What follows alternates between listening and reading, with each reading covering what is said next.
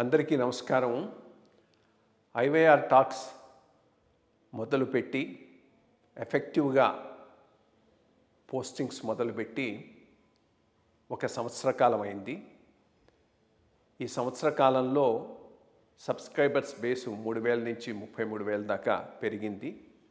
IYR టాక్స్ను ఆదరిస్తున్న మీ అందరికీ నా ధన్యవాదాలు. భవిష్యత్తులో కూడా ఇదే రకంగా ఐవైఆర్ టాక్స్ని మీరు ఆదరిస్తారని ఆశిస్తూ ఉన్నాను. Thank you. నమస్కారం కృష్ణారావు గారు. ఐవైఆర్ టాక్స్కి పునఃస్వాగతం. ఈ శీర్షికలో మనము మొన్న ఆంధ్రజ్యోతిలో ఒక చిన్న ఆర్టికల్ వచ్చింది, చాలా ఇంట్రెస్టింగ్ ఆర్టికల్.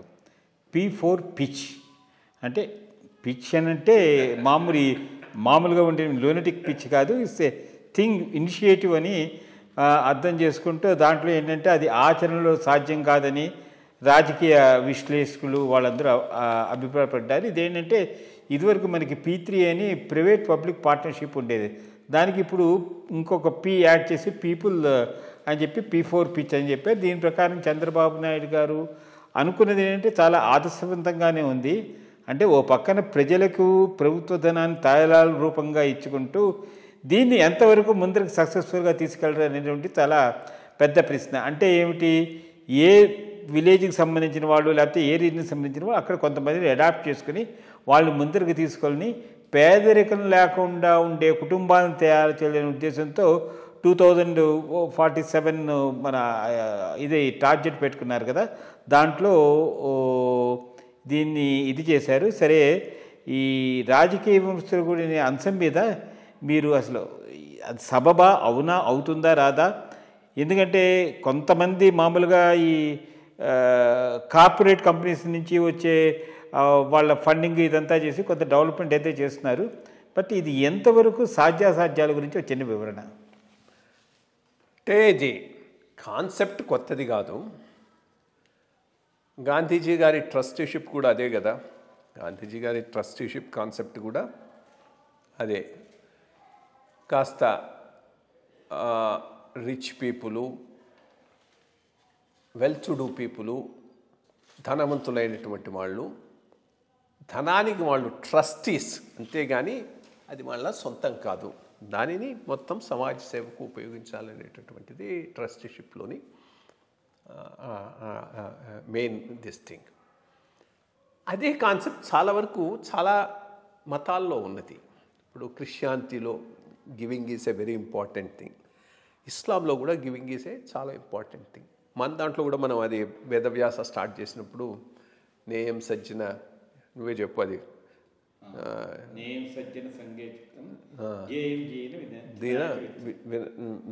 విత్తం. సో ఇవ్వాలి. దట్ శంకర భగవత్పాదుల వారి భజ గోవిందలో కూడా అది చాలా ఇంపార్టెంట్ పాయింట్, దీనజనులకు ఇవ్వటం అనేటటువంటిది. సో ఈ లింకింగ్ అప్కు ప్రయత్నం అనేటటువంటిది చాలా రోజుల నుంచి ఉన్నది. దీనిని ఒక కాన్సెప్చువల్గా తెచ్చి ప్రజల వద్దకు పాలన అనే దాంతో ఆ రోజుల్లో ఈయన తీసుకుపోయినాడు ఎన్టీ రామారావు గారు. దాంట్లో ఎట్లా అంటే 50% ప్రభుత్వం నుంచి వస్తుంది, 50% ప్రజలు పెట్టుకోవాలి, వర్క్స్ చేయాలి. ఇన్ఫ్యాక్ట్ ఆ పైన చీఫ్ సెక్రటరీగా రిటైర్ అయిన కె మాధవరావు గారు దాని మీద తన ఆటోబయోగ్రఫీలో చాలా డీటెయిల్గా రాశాడు.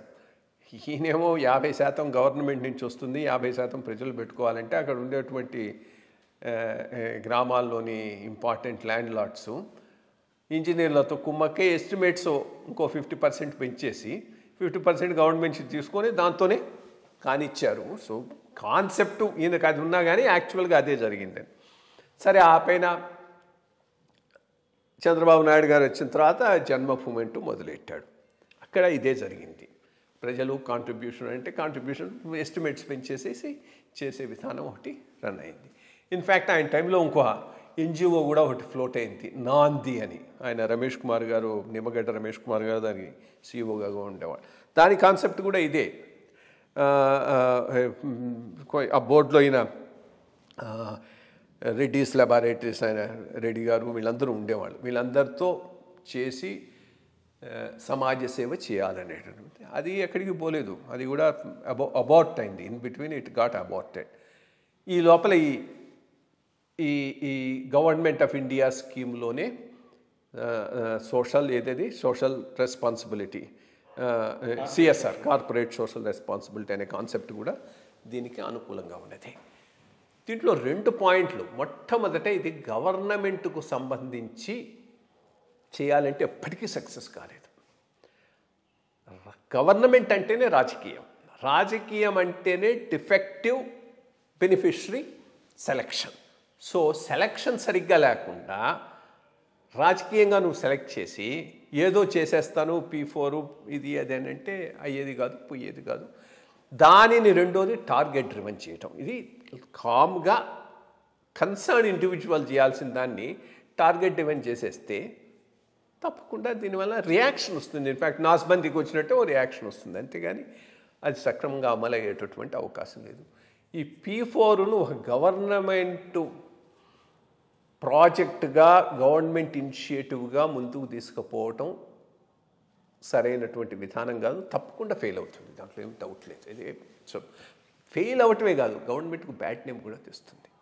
ఇన్ఫ్యాక్ట్ దీన్ని ఏమైనా ముందుకు తీసుకుపోవాలి అంటే best thing really concerned individuals, social responsibility feel అయ్యేటటువంటి ఇండివిజువల్స్, రాజకీయాలు లేకుండా ఒక ట్రస్ట్ లాంటిది పెట్టి దాంట్లోకి అమౌంట్ తీసుకొని టార్గెట్లు ఏమీ లేకుండా, ఎందుకంటే మన టార్గెట్ అనగానే ప్రాబ్లం అవుతుంది. చెయ్యగలిగినంత వరకు చిన్నగా చేసుకుంటూ పోతే తప్పకుండా సక్సెస్ అవుతుంది. అట్లాంటి వాటిని పెట్టి. రెండోది, ఇది చాలా చక్కగా దీన్ దయాళ్ ఉపాధ్యాయ గారి ఇంటగ్రల్ హ్యూమనిజము, అంత్యోదయతో ఫిట్ ఇన్ అవుతుంది. నువ్వు గనక కరెక్ట్గా గనక ఐడెంటిఫై చేసి పూరెస్ట్ ఆఫ్ ది పూర్ విలేజ్లో వాళ్లకు సహాయం చేయడానికి ప్రయత్నం చేస్తే అందరూ శ్లాఘిస్తారు, అప్రిషియేట్ చేస్తారు, రియల్ పర్పస్ సర్వ్ అవుతుంది. బట్ దానివల్ల ఎంత పొలిటికల్ మైలేజ్ వస్తుందనేది క్వశ్చన్ మార్కు. అది రావచ్చు, రాకపోవచ్చు. బట్ నీకు పొలిటికల్ మైలేజ్ రావాలని అది ఒక గవర్నమెంట్ స్కీమ్ కింద చేసి P4 అని అదని ఇదని టార్గెట్లు ఇచ్చి వాళ్ళు చేసేస్తే ఏమవుతుంది, దాన్ని ఎంత ఓవర్ చేస్తారు అంటే బ్యాక్లాష్ వచ్చి అసలే ప్రభుత్వానికి చెడ్డ పేరు వచ్చేటటువంటి అవకాశం ఉంది. ఇది దీనికి సంబంధించి దీన్ని ఇంకా ముందుకు తీసుకుపోవాలంటే బెస్ట్ థింగ్ అప్పటి నాంది లాంటిదే ఒకటి రివైవ్ చేసి, బట్ నాందిలాగా కాకుండా more concern individuals, social responsibility feel అయ్యే వాళ్ళని అక్కడ పెట్టి ఒక పెద్ద ఉద్యమం కింద గ్రౌండ్ లెవెల్లో సపోర్ట్ ఇచ్చి ఫండ్స్ రైజ్ చేస్తే బాగానే ఉంటుంది. ఇది ఒక పాయింట్, అది బాగుంటుంది. బట్ ఈరోజు దీనికి ఇంత ఇంపార్టెన్స్ ఇచ్చి రాధాకృష్ణ గారు ఎందుకు ఆంధ్రజ్యోతిలో రాశారు? ఇది ఒకటి కూడా చాలా ఇంపార్టెంట్ ఇష్యూ. బికాస్ మీడియా పరంగా పూర్తిగా party in power, Telugu Desam so align అయినటువంటి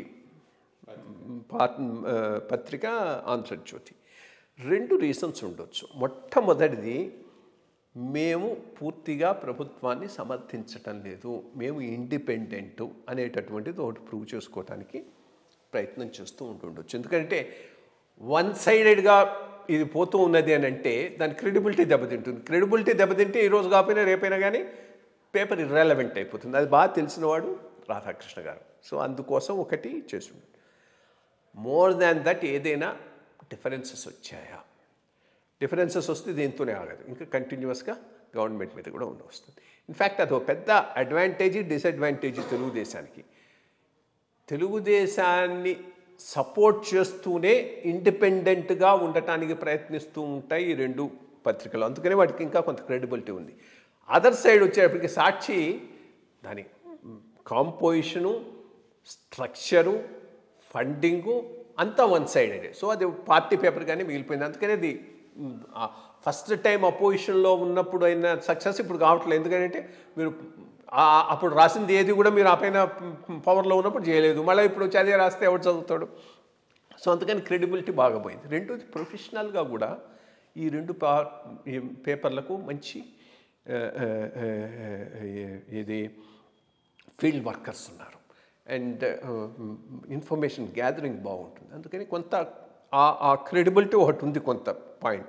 అది పోకుండా నర్చర్ చేసుకోవటానికి చేస్తున్నాడా, లేక ఏదైనా బిడ్స్ కొట్టిందా హైయెస్ట్ లెవెల్లో, దానివల్ల ఇట్లా చేస్తున్నాడా చూడాలి. మనకు పోయే కొద్దీ దాని ఏది కారణం అనేది కూడా తెలుస్తుంది.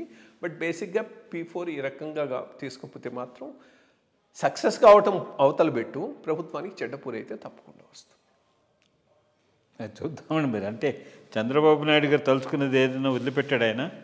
అట్లీస్ట్ ఆయన దగ్గరికి వచ్చే వాళ్ళ చేత అట్లీస్ట్ కొన్ని గ్రామాల వరకైనా అది చేసుకుంటే అక్కడ ప్రజల్లో జీవన విధానము శైలిలో మారడానికి అయితే అవకాశం ఉంది.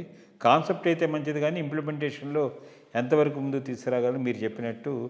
అందులో ముఖ్యంగా ఆంధ్రజ్యోతి లాంటి వాళ్ళు దీన్ని రైజ్ చేశారంటే కొంచెం ఆలోచించవలసిన విషయం. నమస్కారం.